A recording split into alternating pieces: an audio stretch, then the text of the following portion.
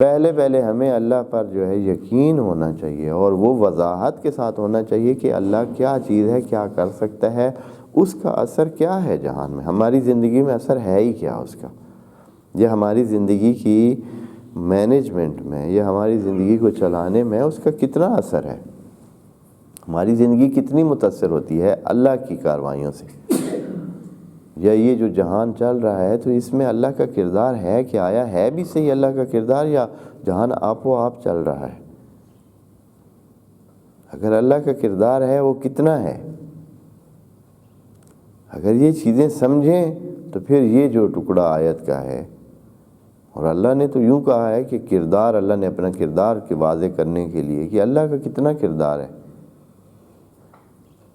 اللہ نے نبی جو کہ سب سے زیادہ محترم شخصیت ہے انسانوں میں، اس کو کہا ہے کہ وما رمیت اذ رمیت ولکن اللہ رمی، یہ جو تیر تم ہاتھ میں لے کر چلا رہے ہو نا، یہ بھی اللہ کہہ رہا ہے کہ چلا بھی رہے ہو تم، لیکن اللہ کہہ رہا ہے کہ نہیں چلا رہے ہو تم، چلا بھی رہے ہو اور نہیں بھی چلا رہے، ولکن اللہ رمی، یہ تمہارا چلانا حقیقت میں اللہ کا چلانا ہے، اللہ ہے جو اس تیر کو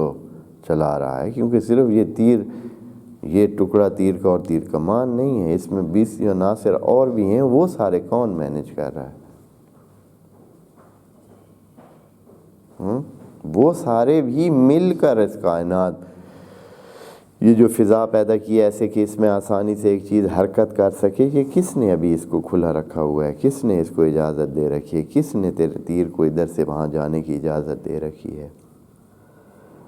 کس نے اس کا اختیار تیرے اختیار میں دے رکھا ہے، کس نے اس کو یہ جو بنانے کی صلاحیت تمہیں دی ہے، اس کے گھڑنے کی صلاحیت دی ہے، ہاتھ میں پکڑنے کی صلاحیت دی ہے، پتہ نہیں سینکڑوں چیزیں مل کر پھر تم یہ تیر ہاتھ میں پکڑ کر چلا رہے ہو، اور تیر کو یہاں سے ہلنے کی اجازت کس نے دی ہے اصلا؟ یہ جو فضا فراہم کی ہے کہ جس میں کوئی چیز ادھر سے ادھر تک حرکت کر سکتی ہے، یہ فضا کس نے فراہم کی ہوئی ہے؟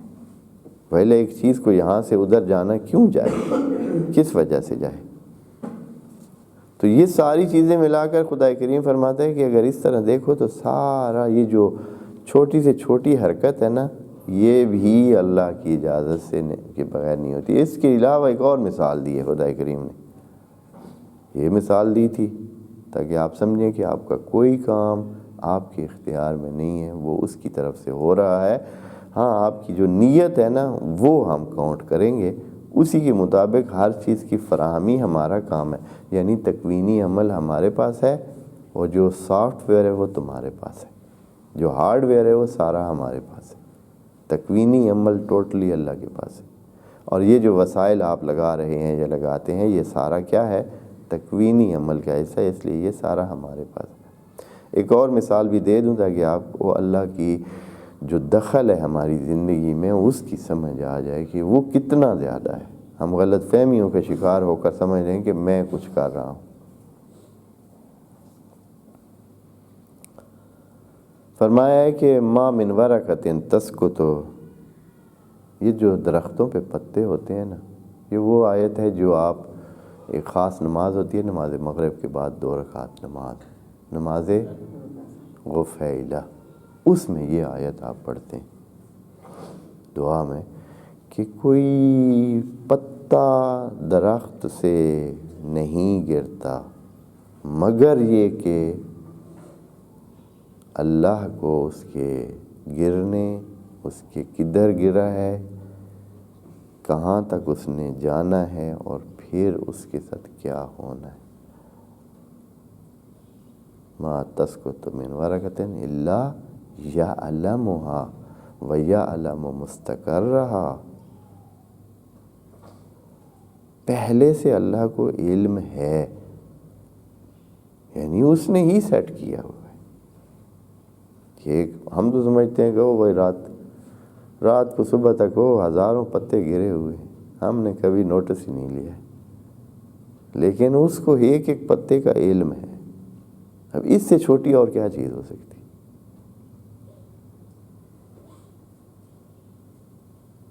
وہ علم میں رکھتا ہے، نوٹس میں رکھتا ہے کہ ایک پتا گرا ہے تو اس کو پتہ ہے، اس کی اجازت کے بغیر نہیں گرا ہے، وہ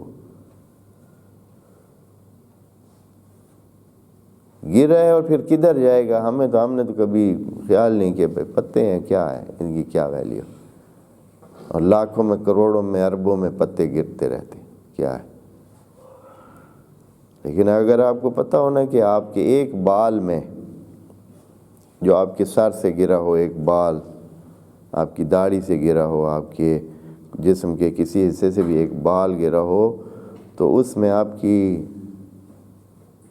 زندگی کی ہسٹری، جتنے دنوں کا وہ بال ہے نا، اتنے دنوں کی ہسٹری اس بال میں موجود ہے۔ آپ نے کیا کھایا، کیا پیا، کیا تغذیہ لیا، کتنا آرام کیا، پتہ نہیں کیا کیا آج کل انہوں نے نکالی ایک بال سے، صرف ایک بال میں آپ کی، کیونکہ ہر دن میں جو چیز اس میں آئی ہے نا، وہ ادھر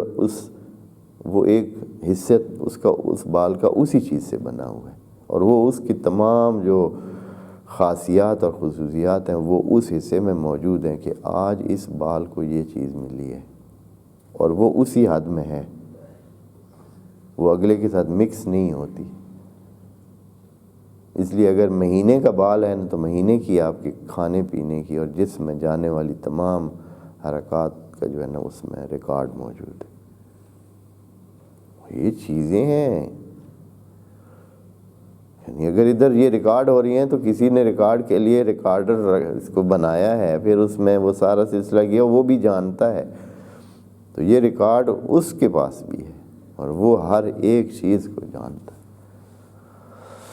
تو جب یہ صورتحال اگر ہم سمجھ لیں توحید کے حوالے سے، تو پھر یہ ٹکڑا جو آیت کا ہے پھر سمجھ آتی ہے۔ واللہ، اے انسان،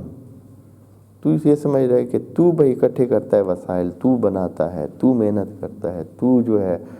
ان کا مالک من بیٹھا ہے، اور تو نے اپنے زور سے، اپنے ہنر سے، اپنے پتہ نہیں کیا کیا اس سے یہ چیزیں بنائی ہیں، حاصل کی ہوئی ہیں، یا اپنے دھوکوں سے، یا اپنے مثلا فلاں چلاکیوں سے، اپنے ذہن سے۔ فرماتا ہے واللہ یقبض و یبسط، اللہ کے بندے وہ ہے جو سب اپنے پاس رکھتا ہے اور جہاں چاہتا ہے تو وہ کھولتا ہے، جہاں رزق کو، یہ بھی نہیں کہے کہ کس چیز کو، تمام یعنی ہے ہی اس کے ہاتھ میں، کہانی ساری ہے ہی اس کے ہاتھ میں۔ واللہ یقبض و یبسط، اللہ ہے جو کسی چیز کو دیتا ہے یا روکتا ہے، کچھ بھی آپ کے پاس ہے، سانس بھی اگر آپ کا جو ہے وہ نہیں اگلا چلنا، اس کے پاس ہزاروں سلسلے ہیں کہ کسی ایک کو بھی وہ کہے کہ بھائی روک دے تو آپ کا سانس رک جائے گا۔ آپ کے اندر 20-30 ایسے عناصر لگے ہوئے ہیں کہ ایک کو روکے گا تو سانس آپ کا نہیں آئے گا۔